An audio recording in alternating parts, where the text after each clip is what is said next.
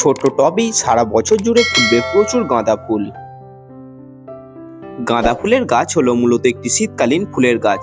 শীতকাল জুড়ে গাছ ভরে প্রচুর পরিমাণে ফুল পাওয়া যায় এই গাঁদা ফুলের গাছ থেকে।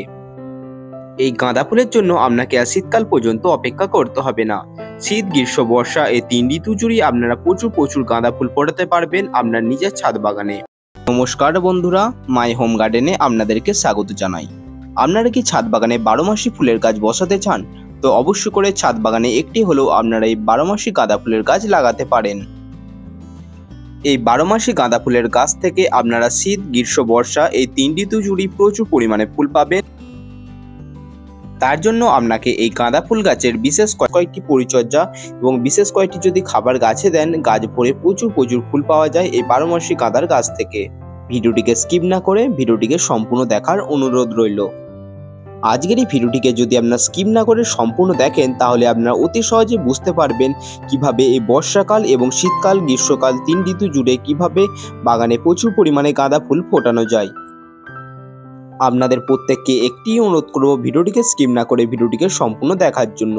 এবং ভিডিওটি যদি ভালো লেগে থাকে অবশ্যই করে ভিডিওটিকে লাইক করে কমেন্ট করে জানাবেন কেমন লাগলো, আর অবশ্যই করে আপনারা আমার চ্যানেলটিকে সাবস্ক্রাইব করে নেবেন।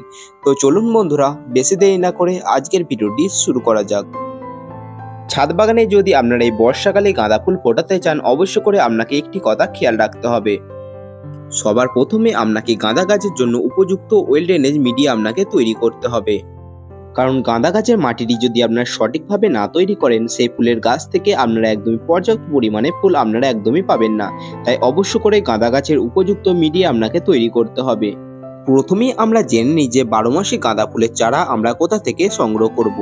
বাড়ির কাছে যদি আপনার কোনো রকম নার্সারি থেকে থাকে, সেখান থেকে আপনারা খুবই সহজে 12 মাসি গাঁদা গাছের চারা সংগ্রহ করতে পারেন। এই গাঁদা গাছে যেহেতু সারা বছর কম বেশি ফুল পাওয়া যায়, আপনারা অনেকে ভাবতে পারেন যে এই গাঁদা গাছের দাম অনেক, কিন্তু একদমই নয়। এই গাঁদা গাছের চারাগুলির দাম মাত্র 5 টাকা। বেশ কয়েকদিন আগে নার্সারি থেকে আমি বেশ কয়েকটি গাঁদা গাছের চারা সংগ্রহ করেছিলাম। সেখান থেকে আজ গাছগুলি এই অবস্থায় এবং গাছে ফুলও ফুটছে।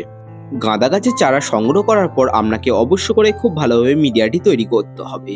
গাঁদা গাছের মিডিয়া তৈরির জন্য আপনাকে সবার প্রথমে যেটা নিতে হবে 50% নর্মাল গার্ডেন সয়েল। আপনার বাগানে যে মাটিটি আছে সেটিকে আপনারা এখানে গার্ডেন সয়েল হিসেবে ব্যবহার করতে পারেন।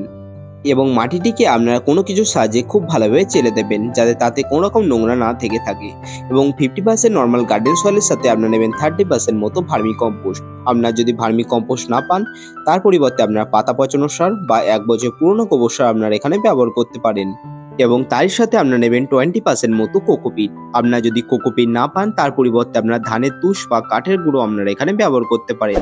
কোকোপিট ব্যবহারের ফলে আমাদের গাছের যে লাভগুলি হয় সেগুলি হচ্ছে, প্রথমত গাছের গোড়া মাটিটা অনেকটা উর্বর থাকে, সহজে গাছের গোড়ার শিকড় খুবই তাড়াতাড়ি চলাচল করতে পারে। দ্বিতীয়ত গাছের গোড়া মাটিটা অনেকটা স্যাঁতসেঁতে বা ময়েশ্চার ভাব বজায় থাকে, যাতে কি হয় আমাদের গাছের গোড়ায় বারে জল দিতে হয় না এবং গাছের গোড়া মাটিটি বারে শোকায় না। তাই আপনারা 20% মতো কোকোপিট অবশ্য করে এখানে ব্যবহার করবেন। Normal garden soil, vermi compost এবং কোকোপিট এই 3টি উপকরণকে খুব ভালোভাবে একে অপরের সাথে মিশিয়ে নেওয়ার পর আমাদের সারা বছর 12 মাসে গাঁদা গাছের একদম উপযুক্ত মিডিয়া তৈরি হলো। আপনারা যারা 12 মাসে গাঁদা গাছ ছাদ বাগানে বসাতে চান, অবশ্য করে এইভাবে মিডিয়া তৈরি করে আপনারা অবশ্য করে গাছটিকে বসাতে পারেন। 12 মাসে গাঁদা গাছটিকে প্রতিস্থাপন করার পর এটিকে 2 থেকে 3 দিনের জন্য রেখে দেবেন শেড এরিয়ায়।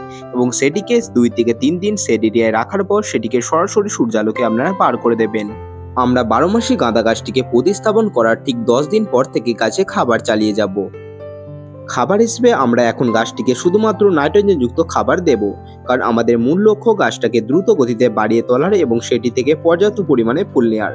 খাবার হিসেবে আপনারা প্রত্যেক কটা গাঁদা ফুলের গাছে সরিষার খোল পচানো জল পাতলা করে গুলে গাছে প্রয়োগ করবেন। আপনারা কিছুটা পরিমাণে সরিষার খোল নেবেন এবং সেটিকে জল দিয়ে কমপক্ষে হলেও 1 সপ্তাহের জন্য খুব ভালোভাবে পচাতে দেবেন। 1 সপ্তাহ পর সেটির সাথে সমপরিমাণ জল মিশিয়ে সেটিকে পাতলা করে গুলে আপনারা গাছে প্রয়োগ করবেন কমপক্ষে সপ্তাহে 1 বার।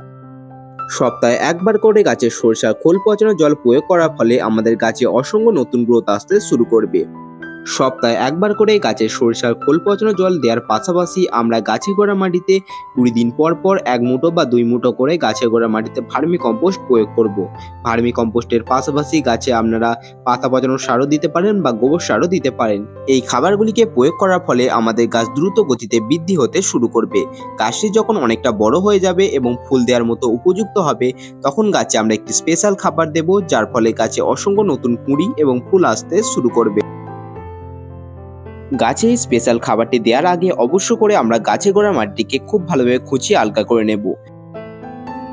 এইভাবে গাছে গোড়া মাটিটিকে খুঁড়ে আলগা করে নিলে যেটি হবে, গাছ খুবই সহজে তার খাবারটিকে গ্রহণ করতে পারবে। গাছে আমরা এই খাবারটিকে প্রয়োগ করব। এটি কি বলুন তো?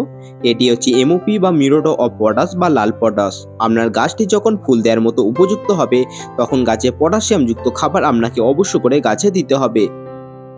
গাছটি যখন ফুল দেওয়ার মতো উপযুক্ত হবে, তখন গাছে যদি পটাশিয়াম যুক্ত খাবার দেওয়া হয়, গাছে দ্রুত ফুল আসতে শুরু করবে। প্রত্যেক গাছের টব অনুযায়ী আমরা এটিকে 1 চামচে অর্ধেক চামচ মতো এটিকে প্রয়োগ করব। আমার যেহেতু এই 12 মাসে গাঁদা ফুলের গাছটি একটি বড় ধরনের গ্রো ব্যাগে প্রতিস্থাপন করা আছে, তো সে কারণে আমি একটু বেশি পরিমাণ মতো ব্যবহার করছি। আপনার যদি মাটিতে গাছ প্রতিস্থাপন করা থাকে, সেক্ষেত্রে 1.5 চামচ মতো আপনার গাছে এই খাবারটিকে ব্যবহার করতে পারেন। এই খাবারটিকে আমরা গাছে 20 দিন অন্তরে ব্যবধানে গাছে চালিয়ে যেতে পারি। 20 দিন পর পর অবশ্য করে আপনারা গাছে গোড়া মাটিতে এই খাবারটিকে ব্যবহার করতে পারেন। এই ছিল খাবারের বিষয়টি। এরপর চলুন আমরা দেখে নিই যে আমরা আমাদের গাঁদা ফুলের গাছটিকে কোন জায়গায় রাখবো। এই গাঁদা ফুলের গাছটিকে আপনারা চাইলে সরাসরি সূর্যালোকে রাখতে পারেন। এই গাছটিকে আপনারা এমন জায়গায় রাখবেন যেখানে কমপক্ষে 5 থেকে 6 ঘন্টার রোদ আপনার গাছে অতি অবশ্যই পায়। 5 থেকে 6 ঘন্টা সূর্যালোক যদি আপনার এই গাঁদা গাছটিতে এসে পড়ে, তাহলে দেখবেন গাঁদা গাছের গ্রোথ খুব সুন্দর হতে শুরু করেছে। গাছ দ্রুত গতিতে বেড়ে উঠতে শুরু করবে, গাছে প্রচুর ফুল আসতে শুরু করবে। আপনারা চাইলে এই 12 মাসে গাঁদা ফুলের গাছ বাড়ির বারান্দায় বা ব্যালকনিতে খুবই সহজে করতে পারেন। এরপর চলুন আমরা জেনে নিই যে আমরা গাঁদা ফুলের গাছে কতটা পরিমাণে জল দেব। আপনারা যদি আপনাদের ছাদ বাগানে এই গাঁদা ফুলের গাছটিকে সরাসরি সূর্যালোকে রাখেন, সেক্ষেত্রে অবশ্য করে গাছে গোড়া মাটিটিকে আপনাকে ময়েশ্চার বা স্যাঁতসেঁতে ভাব বজায় রাখতে হবে। তাও নাহলে আপনার গাছটি দেখবেন আস্তে আস্তে নেতিয়ে পড়ছে। এই গাছের গোড়াটিকে আমাদেরকে সারাক্ষণ ময়েশ্চার বা স্যাঁতসেঁতে ভাব বজায় রাখতে হবে।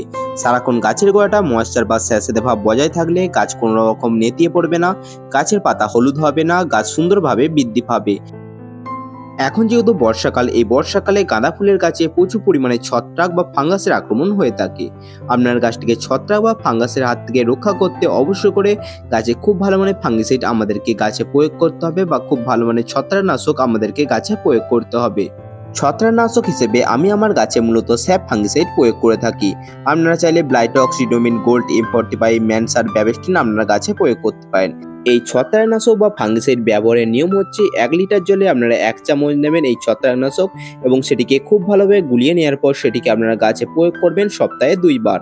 গাছে সপ্তাহে 2 বার ফাঙ্গিসাইড প্রয়োগ করার ফলে আমাদের গাছে কোনো রকম ছত্রাক বা কোনো রকম পচনের আক্রমণ দেখা দেবে না। ছত্রাকনাশক প্রয়োগ করার পাশাপাশি সারা বছর গাঁদা ফুলের গাছকে সবুজ নিরাময় করে তুলতে আমাদেরকে গাছে খুব ভালো মানের কীটনাশক গাছে প্রয়োগ করতে হবে, কারণ এই সারা বছর গাঁদা ফুলের গাছে একটু রোগ পোকার আক্রমণটা বেশি দেখা দেয়। যেমন গাছে মাকড় বা মাইটসের আক্রমণ দেখা দেয়, যার ফলে গাছের পাতা আস্তে আস্তে কুঁকড়ে হলুদ হয়ে ঝরে যেতে শুরু করে।